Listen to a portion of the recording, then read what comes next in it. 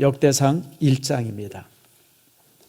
1절에서 3절 말씀까지, 4절 말씀까지 우리 같이 1절에서 4절을 같이 읽겠습니다.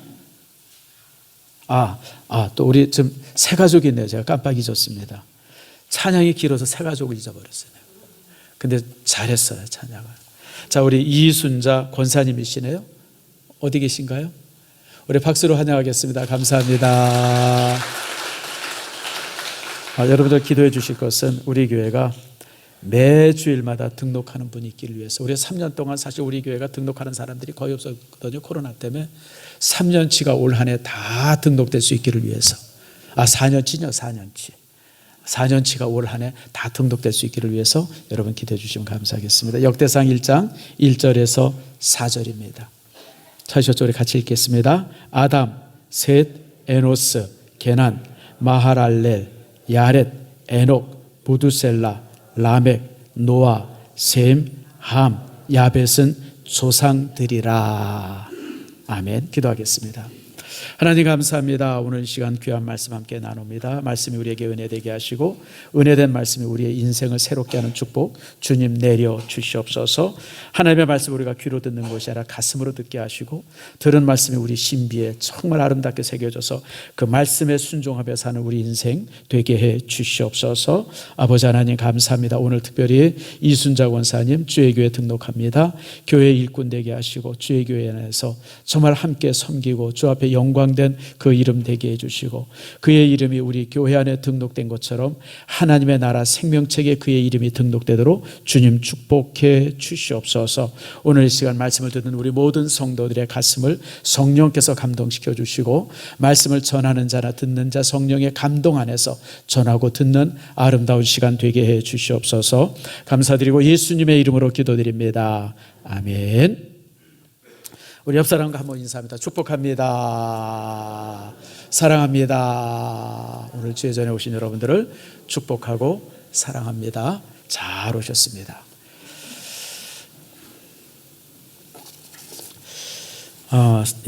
제가 이제 이렇게 설교를 하다 보면 또 설교를 지금까지 하면서 항상 제일 중요하게 여긴 부분들이 시작이에요. 시작. 지금 요 시작. 제가 이렇게 서로 인사하는 이유가 그래서 그렇습니다. 졸려고 탁 맘먹은 사람들이 인사하는 바람에 깰 수가 있어요. 우리 교회는 졸은 사람 없지만 혹시나 싶어서 또 이렇게 옆 사람과 인사하면서 또 이제 마음이 또 확 열어지기도 하죠. 그래서 여러분 설교는요, 뭐 설교뿐 아니라 영화, 드라마, 소설, 시 뭐 다 그렇습니다만은 시작이 제일 중요해요. 요즘에 영화를 이제 영화관에 가서 잘 못 보죠. 왜냐면 너무 비싸요. 16,000원, 둘이 가면 3만 원이 넘죠. 그리고 또 뭐 하나 들고 들어가면 5만 원이에요. 그래서 사실 저도 영화관 가본 지가 몇 년 된 것 같아요. 이제는 여가 시간에 영화관 가는 게 아니라 무슨 큰 맘 먹어야 가는. 거기에 또 식사도 해야 된다 이러고 그러면 이게 정말 그렇죠. 그러다 보니까 이제 집에서 이제 영화를 볼 때가 많아요. 그런데 집에서 이렇게 영화를 볼 때 시작 한 5분, 6분, 뭐 길어야 한 10분 쭉 보다가 이게 아니다 싶으면 그냥 안 봐버리죠. 그래서 여러분들 소설, 영화, 설교, 무슨 뭐 드라마 제일 중요한 게 시작하고 5분이에요. 책도 마찬가지입니다. 책이 요즘에 얼마나 두꺼운 책들이 많이 나옵니까? 이 왜 많이 나오면 이제 요즘에 컴퓨터가 발달되고 그래가지고 이제 자료 인용이라든지 이런 것이 마음껏 되니까 옛날에는 이제 기억한 거 가지고 책을 썼기 때문에 그렇게 두꺼운 책이 많지 않았어요. 근데 요즘 책들은 보통 다 600페이지 다 넘어요. 그냥 책이 이렇게 두꺼워요. 그거 무슨 수로 다 읽어요, 여러분들? 그래서 여러분 서론 읽으면 대략 이 책이 뭔 얘기를 하는지 알죠. 그래서 1장, 2장 읽고 뭐 3장까지 읽을 필요 없어요. 1장, 2장 읽으면 이미 그 책 내용이 다 있습니다. 나중에 결론 읽으면 되고. 그래서 사실은 이제 시작하는 부분들이 굉장히 중요합니다. 어떻게 시작하느냐 이게 굉장히 중요하죠. 그런 면에 있어서 이 역대기는 아주 그 망조의 책입니다. 무슨 얘기냐면 책을 탁 읽을 때 굉장히 흥미있는 부분이 탁 돼야 되는데 여러분 창세기는 얼마나 잘 쓰여졌어요. 창세기 첫 페이지가 뭐예요? 하나님이 태초를 어떻게 태초에 하나님이 천지를 창조하시니라. 그냥 가슴이 그냥 확 와서 닿잖아요. 창세기는 굉장히 잘 쓴 책이에요. 뭐 룻기도 제가 얼마 전에 설교했죠. 룻기도 굉장히 잘 쓴 책입니다. 시작하면서 굉장히 흥미진진하게 읽을 수 있어요. 근데 역대상을 딱 읽으면 아담, 셋, 에노스, 게나 이게 도대체 뭐야? 마하랄렐 이건 또 뭐고 야렛, 에녹, 에녹 들어본 이름이래. 무두셀라, 그래 라멕, 노아, 셈, 함, 야벳. 그 다음에 야벳의 자손은 고멜과 마곡과 마덱과 야웬과 두발과 메섹과. 이게 도대체 뭐라는 소리야? 이게 읽으라는 거예요, 말라는 거예요? 여러분, 역대기 읽으라는 거예요, 말라는 거예요? 여러분, 읽지 말라는 거나 똑같죠. 그래서 대부분의 성도들은요, 역대기를, 이번 주일에 여러분들이 이제 역대기를 읽을 텐데, 역대기를 읽으면 한 10절, 20절 읽다가 그냥 읽은 걸로 치고 어디로 넘어가요? 10장으로 넘어가요. 왜냐하면 너무 많은 사람이 나오고 그 사람 이름도 참 모르겠고 아는 사람들은 뭐 몇 명 나오지도 않고. 근데 왜 이렇게 아무도 관심 없는 사람들의 이름이, 천여 명의 이름들이 성경 안에 기록되어 있느냐고 하는 거예요. 이게 참, 그래서 역대기를 읽을 때마다 제가, 아니, 역대기 기자는, 역대기를 누군가가 썼을 텐데 이 역대기를 쓰는 사람은 읽으라고 쓴 건가, 읽지 말라고 쓴 건가, 뭐 좀 흥미를 갖게 써야 되는데, 뭐 중간에 보면 이제 한 사람 나오죠. 야베스 얘기 하나 나오고, 그리고는 계속 뭐 낳고 누구의 자손은 누구 그냥 처음 들어보는 사람들 이름들 그냥 뭐 가득 써 있고. 그래서 사실은 참 이 역대상을 읽을 때 참 이 부분이 좀 이렇게 그래요. 그래서 저도 솔직하게 얘기하면 이제 성경을 여러분들과 같이 쭉 읽어 나가잖아요. 읽어 나가다 역대기 나오면 그냥 읽은 걸로 치고 10장으로 갈 때가 많아요. 여러분 안 그렇습니까? 여러분은 저보다 나은 것 같네. 저는 사실은 이 역대상에 나오는 이 족보를 제대로 쭉 읽어본 적이 많지 않습니다. 그냥 읽은 걸로 치고 그냥 대략 제목만 보고 쭉쭉쭉쭉 항상 넘어갔던 기억이 납니다. 그럼에도 불구하고 참 역대기를 쓴 사람이, 역대기를 쓴 기록자가 왜 이렇게 여기에 지루한 족보를 길게 써놨을까, 이 부분을 여러분들과 함께 나누려고 합니다. 그래서 지루하고 아무도 관심을 가지지 않을 것 같은 이 족보를 왜 바로 이 중요한 부분 속에, 이게 어떻게 생각하면 지면의 낭비 같은데, 이 지면의 낭비잖아요, 여러분들. 아무도 안 읽는데 그래도 불구하고 이렇게 중요한 지점 속에 이렇게 기록해 놓았을까라고 하는 걸 여러분들과 함께 이제 나누려고 합니다. 사실 족보를 연구해 보면요, 이스라엘 민족과 우리 민족이 흡사한 점이 되게 많습니다. 우리도 족보를 되게 중요하게 여깁니다. 족보를 되게 중요해요. 여러분 집에 족보 없는 분 한번 손 들어보세요. 다 족보가 있잖아요. 저희 집에도 족보가 있어요. 이만큼 있어요. 어느 날 갑자기 누군가가 족보를 이렇게 만들어 놨다고 와서 찾아가자 그래가지고 뭐 얼마래나 꽤 비싸요. 그것도 족보만 또 이제 전문적으로 만드는 사람들이 있더구만요. 저쪽 종로 쪽에 뭐 그런 사람들에서 이제 이렇게 기록된 족보들이 있습니다. 근데 여러분, 대한민국 족보가 굉장히 미스테리합니다. 사실 조선시대가 시작될 때 족보를 가지고 있는 사람들은 성씨를 가지고 있었던 사람이죠. 성씨를 가지고 있는 게 이제 족보를 가지고 있는 건데, 성씨를 가지고 있었던 사람이 조선이 건국될 때 한 10% 정도밖에 안 됐었어요. 우리나라 양반이 10% 정도밖에 안 됐습니다. 90%가 양인, 평민이든지 아니면 종이었었어요. 근데 이게 조선시대를 쭉 거치면서 대한민국 조선 사람들 100%가 다 양반이 됐습니다. 족보를 다 갖게 됐어요. 원래 이 조선시대 그 시작점에서 이렇게 분석해 보면 지금 정확히 말하면 지금 여러분 여기 한 150명 정도 150명 가까이 앉아 있는데 이 중에서 족보를 가지고 있는 사람은 15명만 족보를 가지고 있어야 돼요. 135명은 족보가 없어야 됩니다. 왜냐하면 양반이 아니기 때문에. 근데 지금 다 족보가 있어요. 개나 소나. 이게 왜 그럴까요? 여기에는 임진왜란이라고 하는 이 난 때문에 그렇습니다.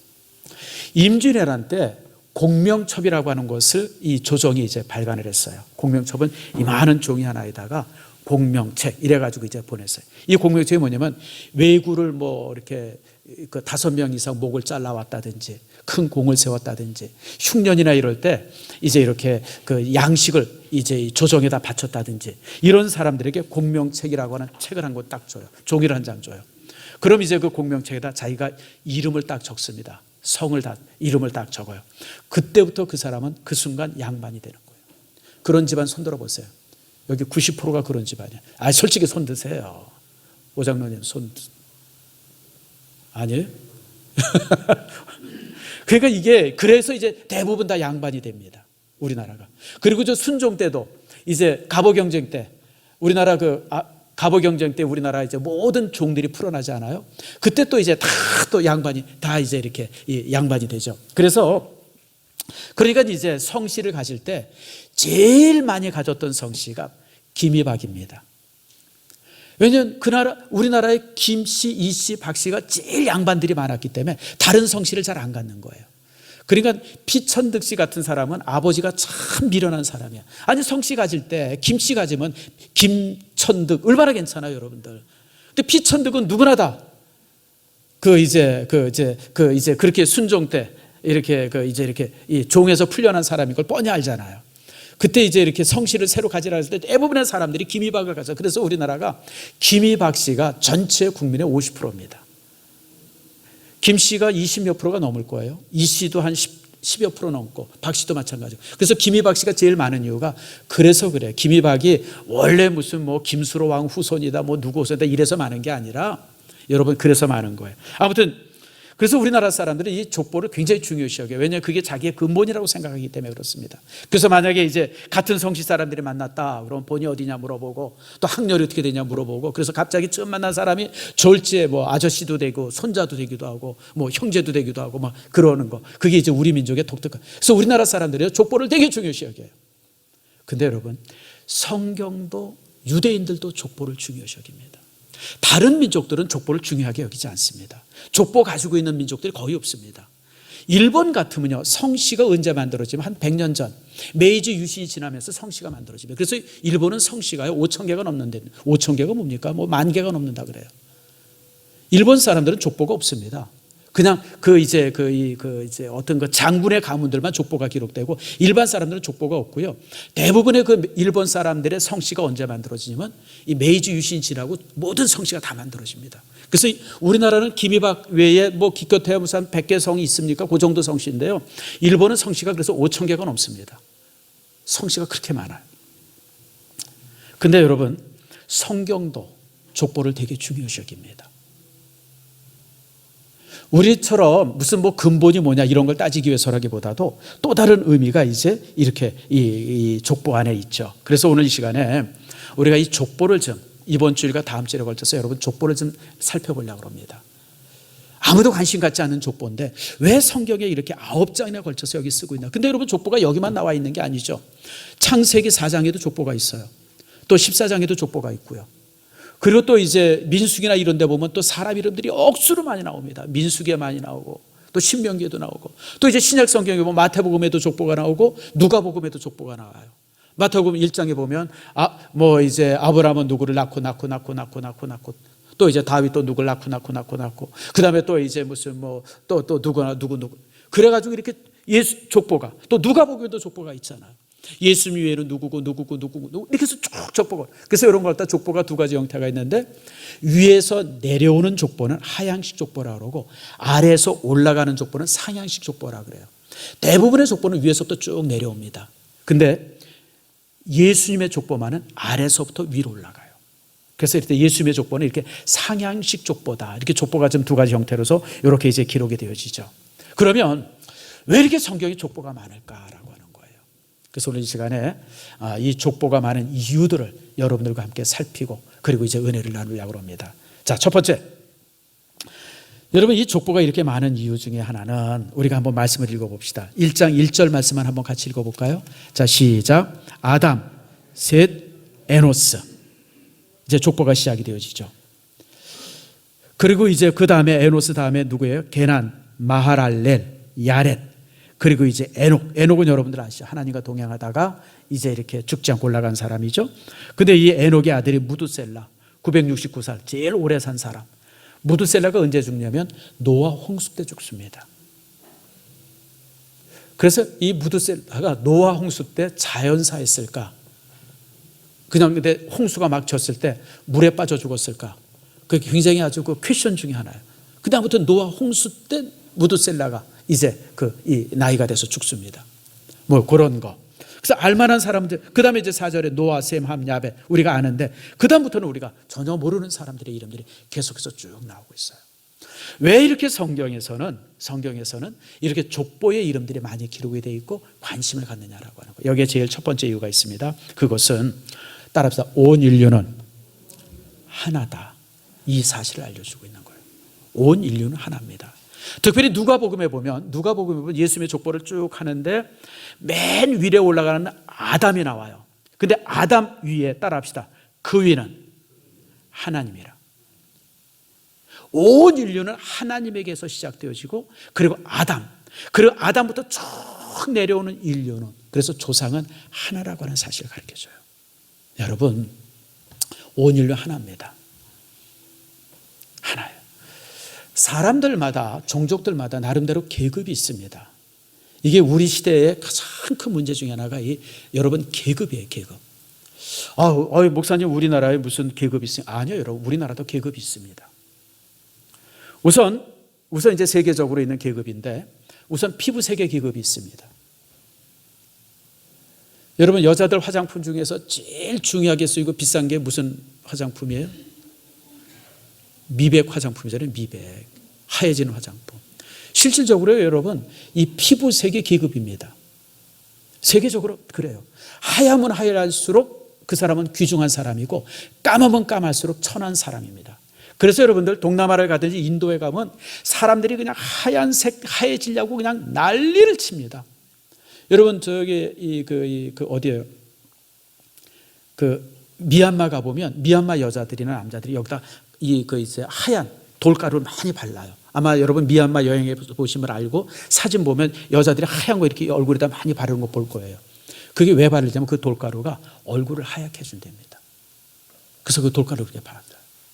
고대시대 때는요, 얼굴이 하얘지려고 뭘 발라냐면 납을 발랐습니다. 납가루. 그러니까 고대시대 때 여자들이요, 납을 갈아가지고 그 납가루를 얼굴에다 이렇게 발랐어요. 근데 납이라는 것은 여러분, 이게 심각하잖아요. 그래서 납 중독이 돼가지고요, 나중에 이게 한 10여 년 이상 바르고 나면 얼굴이 푸르댕댕해져요. 그럼 또 어떻게 해야 돼요? 납을 더 많이 발라야 돼요. 납을 더 많이.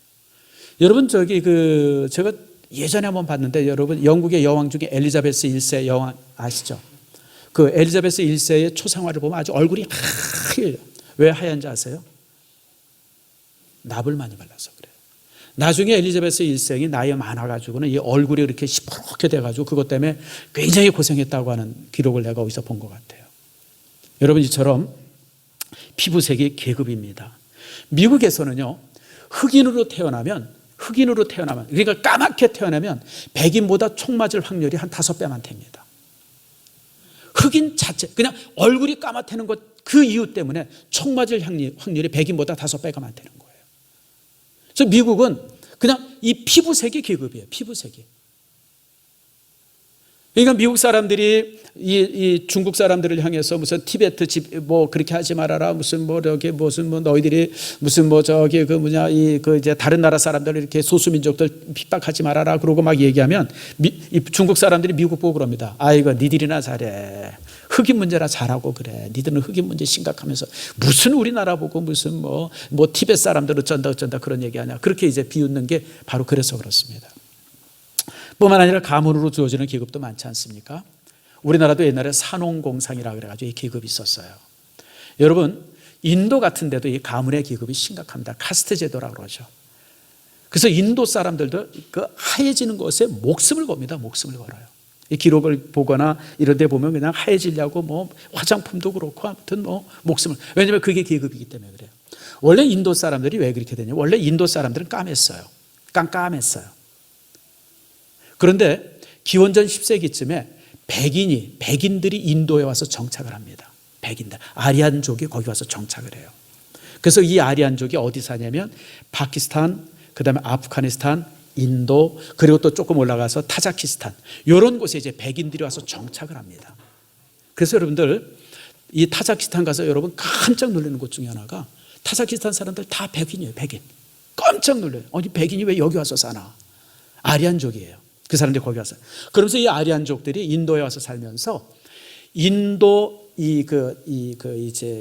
사람들, 원래 인도 사람들과 섞이지 않게 하기 위해서 카스트 제도를 만듭니다.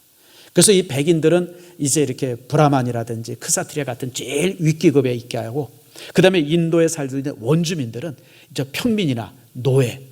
그런데 여러분, 평민이나 노예보다도 더 아래 종족이 있어요. 그게 뭐냐면 이제 그 불가촉 천민이라 그래가지고 그 사람들은 손을 대도 안 돼요. 손을 대도 안 돼요. 불가촉, 그러니까 손대서는 안 되는 불가촉 천민이 있어요. 이 사람들은 길에서 잡니다. 화장실도 못 써요. 화장실에 들어가면 안 돼요. 왜냐하면 일반 사람들 화장실을 써야 되기 때문에. 그래서 이 불가촉 천민들은 대소변을 어디서 보면 길에서 봅니다. 혹시 인도 여행해 보신 분 있어요? 너는 아직 인도를 못 가봐서 모르는데 인도 여행을 보면 길에서 여자나 남자나 그냥 길바닥에 앉아가지고 대소변 보는 사람들이 있대요. 이게 불가촉 천민들이에요. 그래서 인도가 인구는 13억인데 중국보다 똑같은데도 불구하고 발전의 속도가 굉장히 느린 이유가 바로 이 인종 문제 때문에 그래요. 계급 문제, 카스트 제도 때문에. 그래서 이 카스트 제도를 없애려고 굉장히 인도가 애를 씁니다. 그래서 불가촉 천민 사람들이 만약에 대학에 들어간다? 그럼 뭐 대학의 그 등록금을 막 감면해주고, 그래서 불가촉 천민 사람들이 이제 일반 사람들처럼 되게 하기 위해서 굉장히 애를 많이 써요. 그래서 작은 결실이 얼마 전에 있었습니다. 인도는요, 수상이 있어요. 모다라고 그래가지고 수상이 하나 있고, 그리고 인도는 대통령이 있습니다. 인도 대통령이 불가촉 천민의 여자입니다. 그것도 여자가. 그게 이제 작은 인도의 변화를 가져오죠. 그런데도 불구하고 인도는 이 계급사회가 너무 심해가지고 사실 이게 인도의 발전을 막고 있는 가장 큰 장벽이 되어져요. 우리도 마찬가지죠. 우리도 사실 이 반도 안에 살면서 꽉 이렇게 이 다른 민족이 와서 거의 섞이지 않은 그런 종족이에요. 그래서 우리는 단일 민족이라는 얘기를 많이 합니다. 단일 민족. 우린 단일 민족이다. 근데 대한민국 사람은 단일 민족이 아닙니다. 크게 세 민족이 섞입니다. 맨 처음에는 이 남방민족, 여러분 잘 아는 것처럼 저 아래 필리핀, 대만 거쳐서 그 사람들이 오키나와를 거쳐서 우리나라 남쪽에 와서 거주합니다. 그래서 여러분 요 남쪽에 와서 거주하는 사람들의 특징이 뭐냐면 쌍꺼풀이 있습니다. 쌍꺼풀 있는 손 들어보세요. 여러분의 조상은 배 타고 온 사람들입니다. 저도 쌍꺼풀이 있어요. 우리 집안이 쌍꺼풀이 있어요. 배 타고 온 사람들이에요. 그 다음에 크게 또 어떤 사람이냐면 저 북쪽에서 내려온 사람이 있어요. 흉노족들, 저 몽고족들, 몽고리안들이죠. 그 다음에 이런 위에서 내려온 사람들, 스키타이족들, 이런 사람들이 내려온 사람들이 있어요. 그런 사람들은 우리나라 북쪽에 거합니다. 그래서 귀골이 좀 장대하고 쌍꺼풀 없는 사람들 있죠. 외눈들. 쌍꺼풀 없는 사람 손 들어보세요. 이런 사람은 북방민족입니다. 북쪽에서 내려온 사람들입니다. 북쪽에서 내려온 사람들. 그리고 또 하나가 중국에서부터 산동 반도를 통해서 넘어온 사람들이 있어요. 그래서 세 민족이 이렇게 섞여져 있는 게 우리 민족이다. 그런데 우리가 너무 이렇게 고립된 민족으로 있다 보니까 우리가 다른 종족들에 대해서 조금 무시하는 게 있어요. 무시해요. 우리가 그래서 흑인들 무시하고 또 우리 민족들이 그리고 또 이제 무슨 이렇게 이제 동남아 사람들, 키 작은 사람들 지금 무시하고 이런 게 은연중에 있어요. 은연중에. 여러분 요거는 잘못된 겁니다. 온 인류는 조상이 뭐예요? 하나예요. 아담입니다. 아담에게서 시작되어 있는 종족이 여기저기 흩어져 살면서 그 지형이나 기후에 맞춰서 조금 이렇게 변화가 되기 시작한 거예요. 저 아프리카 열대지방에 사는 사람들은 지금 피부색이 까매지고, 그리고 또 이게 추운 데 살던 사람들은 또 이렇게 이제 코가 좀 커지고, 이게 그 지역에 살면서 형질이 좀 바뀌기 시작한 거예요. 그러니까 여러분들 온 민족, 그래서 성경이 뭐라고 그러냐면 빌립보서 4장 5절입니다. 자, 빌립보서 4장 5절 말씀 우리 한번 찾아서 같이 한번 읽겠습니다. 시작. 너희 관용을 모든 사람에게 알게 하라. 주께서 가까우시니라. 모든 사람에게 관용하려는 거예요. 피부색과 상관없이, 그가 종교를 뭘 가졌든지 상관없이, 그가 사회적 지위가 귀족이든지 족이든지 상관없이, 그런 것과 전혀 상관없이 모든 사람에게 관용해라. 이게 성경입니다. 여러분, 사실 이게 참 쉽지가 않죠. 제가 25년 전에 파푸아를 처음 갔는데,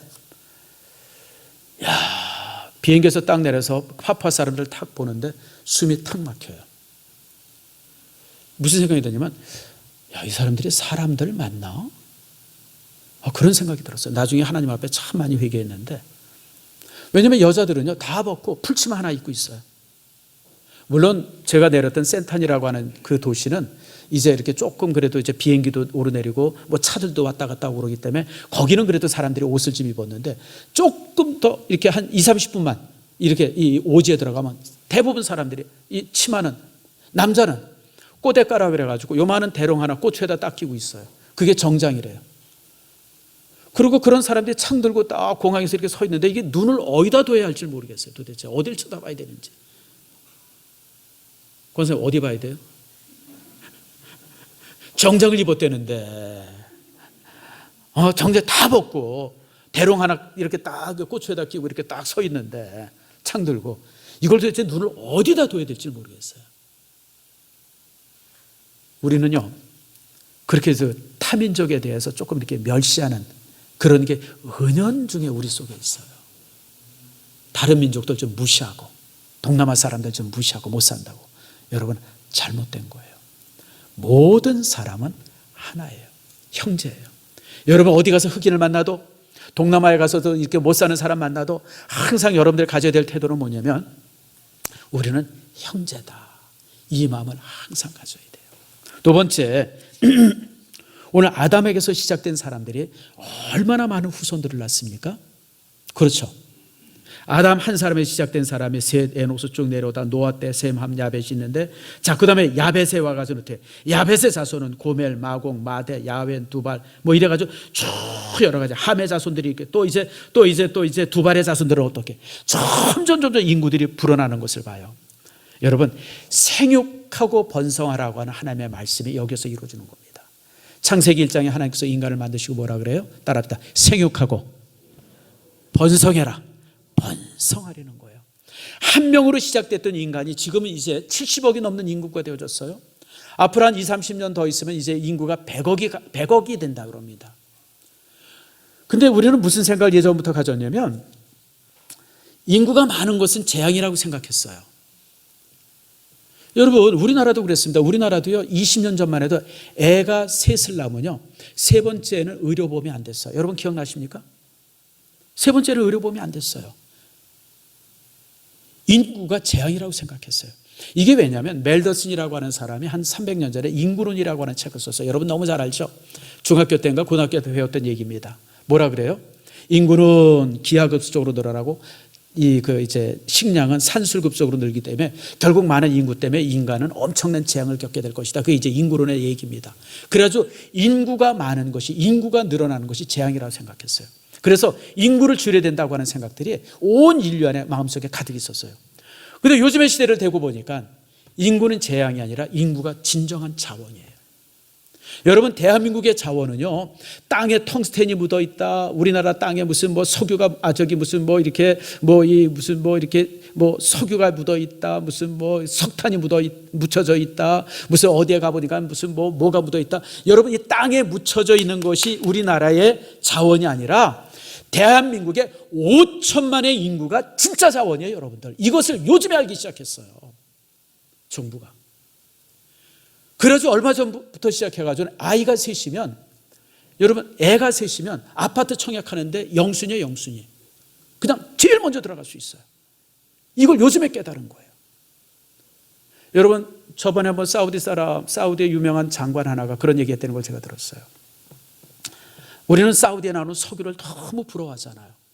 야 우리나라도 저런 석유가 포항에서 터지든지 제7강구에서 터지든지 그냥 저런 게 터졌으면 좋겠다 막 그러는데 사우디 사람들 마음은 전혀 그렇지 않대요. 사우디의 진정한 관심은 인구라는 거예요. 이제 1000만 조금 넘잖아요. 1000만이 안 되나요? 그 대한민국 그 사람들이 어마어마하게 불안한데 왜 불안하냐면 인구가 5천만 아니냐. 남북한 합해서 8천만이 넘지 않냐. 그게 얼마나 큰 자원이냐.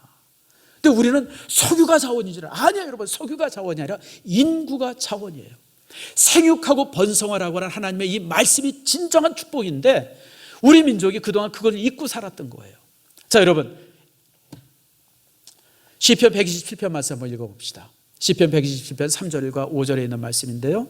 자 한번 읽겠습니다. 시작. 자식은 여호와의 주신 기업이요 태의 열매는 그의 상급이로다. 젊은 자의 자식은 장자의 수중의 화살 같으니 이것이 그 전통에 가득한 자는 복되도다. 저희가 성문에서 그 원수와 말할 때에 수치를 당치 아니하리로다.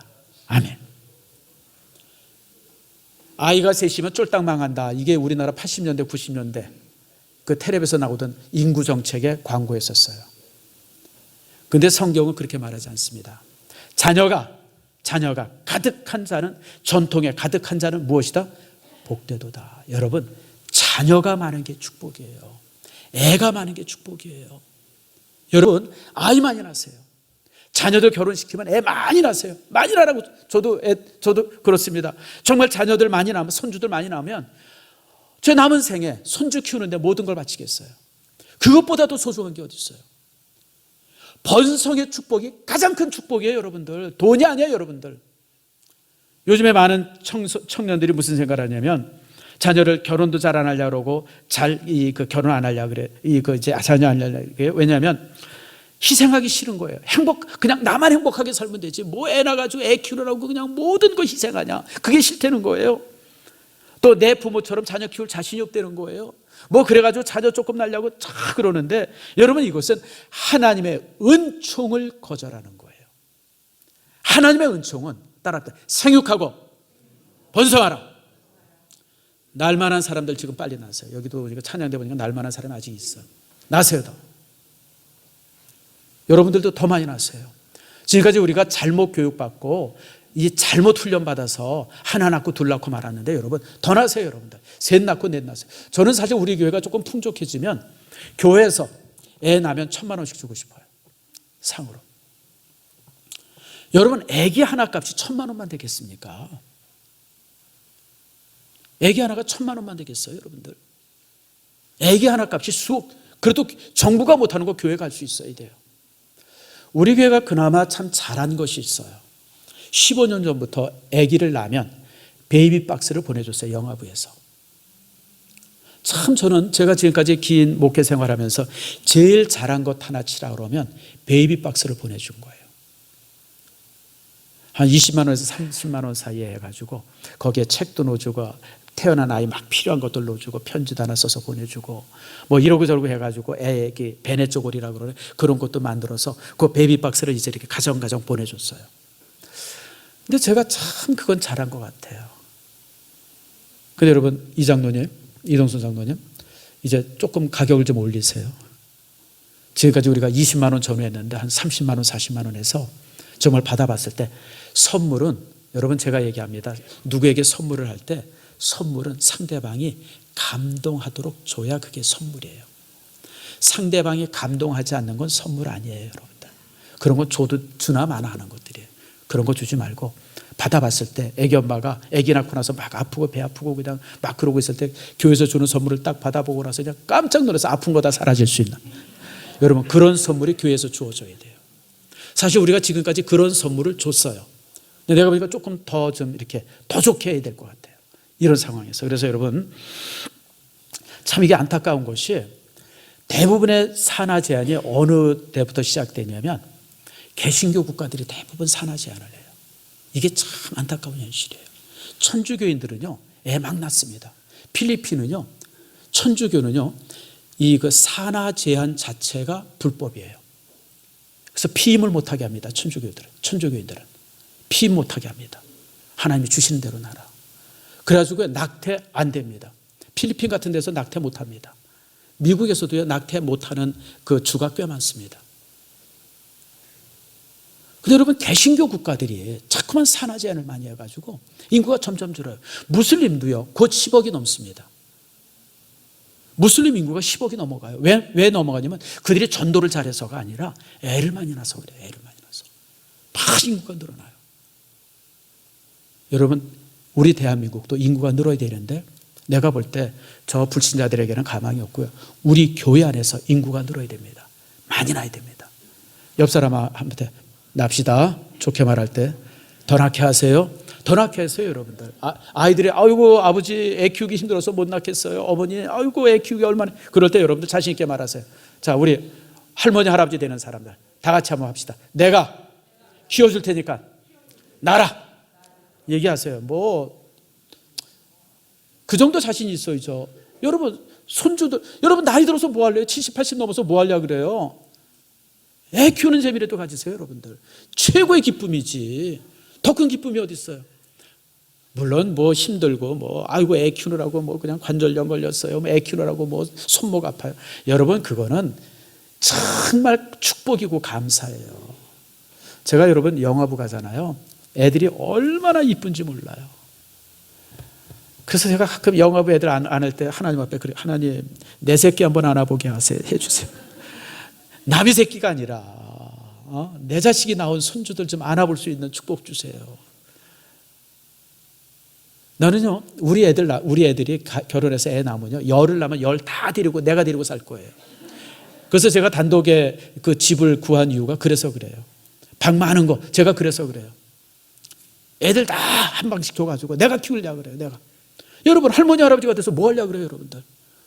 둘이서 얼굴만 바라보고 뭐 때문에 살아요, 여러분? 그 얼마나 비참한 인생이에요. 노인들 쭈글쭈글한 얼굴 바라보면요, 금방 늙어서 빨리 죽어요, 여러분들.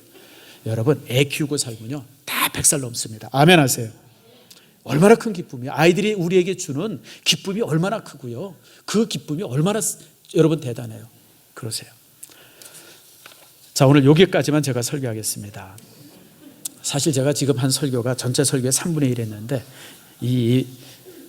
사실 이 문제가 이번 한 주간 동안 사실 제가 이제 저출산 문제 때문에 세미나를 몇 군데 참여하고 또 같이 토론도 하고 그랬는데 이게 우리나라 정말 심각해요. 유엔에 의하면요, 앞으로 소멸될 나라, 없어질 나라의 제일 1순위가 누구냐면 대한민국입니다.